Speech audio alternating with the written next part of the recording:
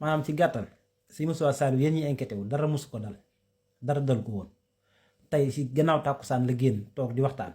ci sëñ Touba ba timis jot mu jiite mbooloo ma julli timis ba noppi toogaat ci bank bi di commencé waxtaan yi xasida yi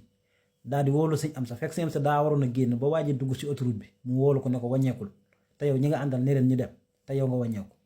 sëñ am sa jaari batu maraaxi bi wàññeeku ñëw ba ci këram toog sëñ Moustapha toog ci bank bi di waxtaani sëñ Touba ak xasida yi fi mu toog fi la wàcce liggéey bi mu jullee timis ba noppi fi mu toog fi la wàcce liggéey maanaam suñu soit ñi am xam-xam ñëpp xamoon nañ ne pare woon na parce que même ren bi mu bayee ba noppi suuf si la mu amoon xel koom ay toolam da koo séddale da koo maye maanaam daa séddale suuf sa nga xam ne kii jëlul 10 soo bayaat ren waaw maanaam nii la mbir mi demee maanaam suñ tuwaa moom ku nekk te moom suñu soit daal maanaam sordaal la woon boo xam ne bu dee baatin da koo feese woon del bu dee xam-xam da koo feese woon del bu dee ak taalu bi da koo feese woon del bu dee bëgg suñ tuwaa da koo feese woon del lépp lu nit doon natt ci nit ci sariya ci xaqiiqa